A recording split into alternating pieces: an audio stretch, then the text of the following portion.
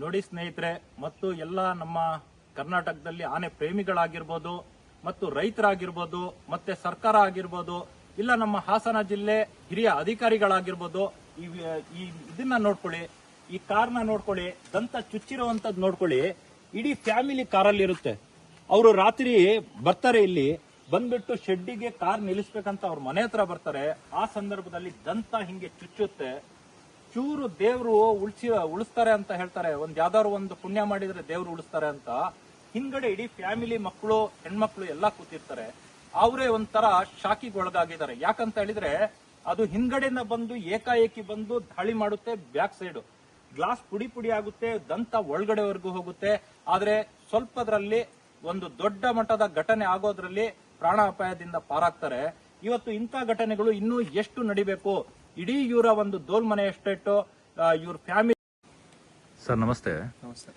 ನಿನ್ನೆ ರಾತ್ರಿ ಈಗ ನೀವು ಹಾಸನಿಂದ ಬರ್ತಾ ಇದ್ರಿ ರಾತ್ರಿ?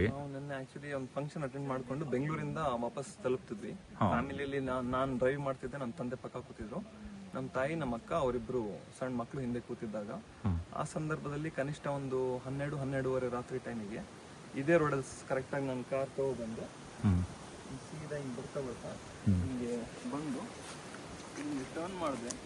ಅಷ್ಟೊತ್ತಿಗೆ ಏನು ಕಂಡು ಬರಲಿಲ್ಲ. ಆನೆ ಅಲ್ಲಿ ನಿಂತಿತ್ತಾ? ಒಳಗೆ ನಿಂತಿದೆ, ಒಂದ್ 5 ಗಿಡ ಒಳಗೆ ನಿಂತಿದೆ. ನನಗೆ ಗೊತ್ತಾಗ್ಲಿಲ್ಲ, ನಂಗೆ ಕಂಡು ಬಂದಿಲ್ಲ ರಾತ್ರಿ. ಟರ್ನ್ ಮಾಡಿ ಕಾರ್ ಇಷ್ಟು ಮುಂದೆ ಕರೆಕ್ಟ್ ಆಗಿ ಪಾರ್ಕ್ ಮಾಡೋಣಂತ ಒಳಗೆ ಹೋದೆ.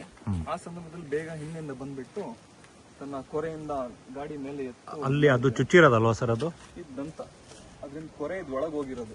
ಗೊತ್ತಾಯ್ತು. ನಮ್ಮ ತಾಯಿ, ಮಕ್ಕಳು, ನಮ್ಮ ಅಕ್ಕ ಎಲ್ಲ ಹಿಂದೆ ಕಾರಲ್ಲೇ ಕೂತಿದ್ರು. ಹೊಡೆದಿರೋದು ಫೋರ್ಸಿಗೆ ಗಾಡಿ ಆಟೋಮೆಟಿಕ್ ಶೆಡ್ ಒಳಗೆ ಹೋಯ್ತು. ಅಷ್ಟು ಫೋರ್ಸ್ ಅಲ್ಲಿ ಹೊಡೆದಿತ್ತು. ಇದೇ ಶೆಡ್ ಅಲ್ಲ? ಅದೇ ಶೆಡ್, ಮುಂದ್ಗಡೆ ಶೆಡ್. ಅಷ್ಟು ಫೋರ್ಸ್ ಅಲ್ಲಿ ಹೊಡೆದ ತಕ್ಷಣ ಎಲ್ಲ ಗಾಬರಿ ಆಗಿ. ಈಗ ನಿಮ್ಮ ತಾಯಿಯವರ ಪರಿಸ್ಥಿತಿ ಯಾವ ರೀತಿ ಇದೆ? ಮಕ್ಕಳ ಪರಿಸ್ಥಿತಿ ಈ ತರ ಒಂದೇ ಸತಿ ಏಕಾಏಕಿ ಒಂದು ಸೌಂಡ್ ಬರುತ್ತೆ, ಎತ್ತು ಬಿಸಾಡ್ದಂಗಾಗುತ್ತೆ.